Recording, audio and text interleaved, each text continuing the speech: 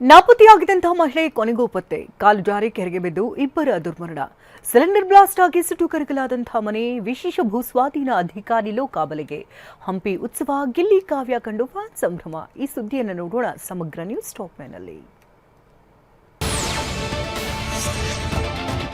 ಮದುವೆಗೆ ಬಂದಿದ್ದ ಮಹಿಳೆ ನಾಪತ್ತೆ ಪ್ರಕರಣಕ್ಕೆ ಬಿಗ್ ಟ್ವಿಸ್ಟ್ ಸಿಕ್ಕಿದೆ. ಗುರುವಾರ ರಾತ್ರಿ ಕಾಣೆಯಾಗಿ ಹಾಸನ ಪೊಲೀಸರ ನಿದ್ದೆಗೆಡಿಸಿದ್ದ ಮಹಿಳೆ ಕುಣಿಗಲ್ನಲ್ಲಿ ಪತ್ತೆಯಾಗಿದ್ದಾರೆ. ಪೊಲೀಸ್ ಮೂಲಗಳೇ ಮಹಿಳೆ ಪತ್ತೆ ಖಚಿತಪಡಿಸಿವೆ. ಮೊದಲು ಹಾಸನ ತಾಲೂಕಿನ ಕಲ್ಕೆರೆ ಬಳಿ ಮಹಿಳೆ ಉಡುಪು, ಬ್ಯಾಗ್, ಚಪ್ಪಲಿ ಕಾಣಿಸಿದ್ವು. ಅದಕ್ಕಾಗಿ ಪೊಲೀಸರು ಕೆರೆಯಲ್ಲಿ ಶೋಧ ಕಾರ್ಯ ನಡೆಸಿದ್ರು.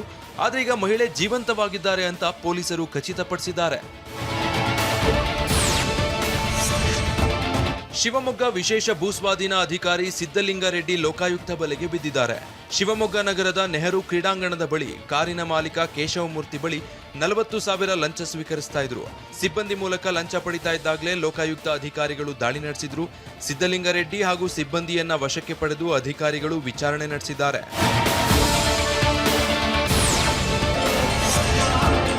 ಬೆಂಗಳೂರಿನ ಅರಮನೆ ಮೈದಾನದಲ್ಲಿ ಮಾಜಿ ಸಚಿವ ದಿವಂಗತ ಭೀಮಣ್ಣ ಖಂಡ್ರೆ ನುಡಿನಮನ ಕಾರ್ಯಕ್ರಮ ನಡೆಯಿತು. ಸ್ವಾತಂತ್ರ್ಯ ಹೋರಾಟಗಾರರು, ಏಕೀಕರಣದ ನೇತಾರರು, ರಜಾಕರ ದೌರ್ಜನ್ಯದ ವಿರುದ್ಧ ಹೋರಾಟ ಮಾಡಿದ ಭೀಮಣ್ಣ ಖಂಡ್ರೆಗೆ ಮರಣೋತ್ತರ ಕರ್ನಾಟಕ ರತ್ನ ಪ್ರಶಸ್ತಿ ನೀಡುವಂತೆ ಇತಿಹಾಸ ತಜ್ಞ ತಲಕಾಡು ಚಿಕ್ಕರಂಗೇಗೌಡ ಸಿಎಂ ಸಿದ್ದರಾಮಯ್ಯಗೆ ಮನವಿ ಮಾಡಿದ್ರು. ಈ ಬಗ್ಗೆ ಕ್ಯಾಬಿನೆಟ್ನಲ್ಲಿ ಚರ್ಚಿಸಿ ನಿರ್ಧಾರ ಕೈಗೊಳ್ಳೋದಾಗಿ ಸಿಎಂ ಭರವಸೆ ನೀಡಿದ್ರು. ವಿಜಯನಗರದ ಹೊಸಪೇಟೆಯಲ್ಲಿ ನಡೆಯುತ್ತಿರುವ ಐತಿಹಾಸಿಕ ಹಂಪಿ ಉತ್ಸವದ 2ನೇ ದಿನವೂ ಸಾಂಸ್ಕೃತಿಕ ಕಾರ್ಯಕ್ರಮಗಳು ಭರ್ಜರಿಯಾಗಿ ನಡೆದವು. ಬಿಗ್ ಬಾಸ್ ವಿನ್ನರ್ ಗಿಲ್ಲಿ ಹಾಗೂ ಕಾವ್ಯ ಜೋಡಿ ವೇದಿಕೆಗೆ ಆಗಮಿಸ್ತಾ ಇದ್ದಂತೆ ಅಭಿಮಾನಿಗಳು ಕುಣಿದು ಕುಪ್ಪಳಿಸಿದ್ರು.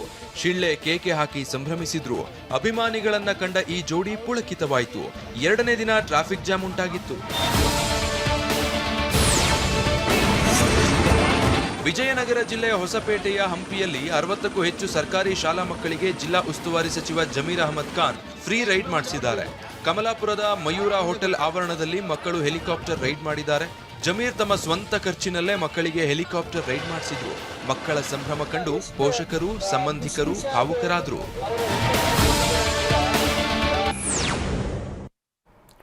ವಿದ್ಯಾರ್ಥಿಗಳು ಶಾಲೆ ಕೆಲಸ ಮಾಡಿದ್ರೆ ತಪ್ಪೇನು ಎಂದ ಸಚಿವರು. ಎಲ್ಲರ ಕಣ್ಣೆದುರೇ ಇಬ್ಬರು ಯುವಕರು ನೀರುಪಾಲು. ಮಹಿಳೆ ಸಾವು, ವೈದ್ಯರ ನಿರ್ಲಕ್ಷ್ಯದ ಆರೋಪ.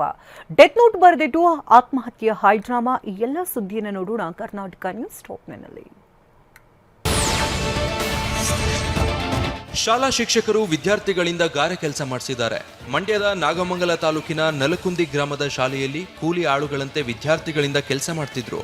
ಇದನ್ನ ಕಂಡು ಜನರು ಶಿಕ್ಷಕರನ್ನ ತರಾಟೆಗೆ ತೆಗೆದುಕೊಂಡಿದ್ದಾರೆ. ಸಾಮಾಜಿಕ ಜಾಲತಾಣದಲ್ಲಿ ವಿಡಿಯೋ ವೈರಲ್ ಆಗ್ತಿದ್ದು, ಇದಕ್ಕೆ ಪ್ರತಿಕ್ರಿಯಿಸಿದ ಜಿಲ್ಲಾ ಉಸ್ತುವಾರಿ ಸಚಿವ ಚಲುವರಾಯಸ್ವಾಮಿ ಮಕ್ಕಳು ಶಾಲಾ ಕೆಲಸ ಮಾಡಿದ್ರೆ ಏನ್ ತಪ್ಪು ಅಂದಿದ್ದಾರೆ. ಹುಬ್ಬಳ್ಳಿಯ ಬೆಂಡಿಗೇರಿ ಪೊಲೀಸ್ ಠಾಣೆಯಿಂದ ಕೊಲೆ ಆರೋಪಿ ಎಸ್ಕೇಪ್ ಆಗಿದ್ದಾನೆ. ಕೊಲೆ ಪ್ರಕರಣದಲ್ಲಿ ಆರೋಪಿ ಪ್ರಜ್ವಲ್ನನ್ನ ಬೆಂಡಿಗೇರಿ ಪೊಲೀಸರು ವಿಚಾರಣೆಗೆ ಕರೆತಂದಿದ್ರು. ಆದರೆ ಪೊಲೀಸರ ಕಣ್ತಪ್ಪಿಸಿ ಆರೋಪಿ ಪ್ರಜ್ವಲ್ ಠಾಣೆಯಿಂದಲೇ ಪರಾರಿಯಾಗಿದ್ದಾನೆ. ಆದಷ್ಟು ಬೇಗ ಆರೋಪಿಯನ್ನ ವಶಕ್ಕೆ ಪಡೆಯುತ್ತೇವೆ ಅಂತ ಹುಬ್ಬಳ್ಳಿ ಧಾರವಾಡ ನಗರ ಪೊಲೀಸ್ ಆಯುಕ್ತ ಎನ್ ಶಶಿಕುಮಾರ್ ಮಾಹಿತಿ ನೀಡಿದ್ದಾರೆ. 2019ರಲ್ಲಿ ಪುಲ್ವಾಮಾದಲ್ಲಿ ಹುತಾತ್ಮರಾದ ಯೋಧರಿಗೆ ಮೈಸೂರಲ್ಲಿ ನಮನ ಸಲ್ಲಿಸಲಾಯಿತು. ಹುತಾತ್ಮರ ನೆನಪಿನಾರ್ಥ ನಡಿಗೆ ಕಾರ್ಯಕ್ರಮ ಆಯೋಜಿಸಲಾಗಿತ್ತು. ಸೈನಿಕ್ ಅಕಾಡೆಮಿಯಿಂದ ಮೈಸೂರಿನ ಪ್ರಮುಖ ರಸ್ತೆಗಳಲ್ಲಿ ವಿದ್ಯಾರ್ಥಿಗಳು ಸಾಗಿದ್ರು. ಬಳಿಕ ಓವೆಲ್ ಮೈದಾನದಲ್ಲಿ ಸ್ಫೋಟದಲ್ಲಿ ಮೃತಪಟ್ಟವರ ಭಾವಚಿತ್ರಕ್ಕೆ ನಮಿಸಲಾಯಿತು.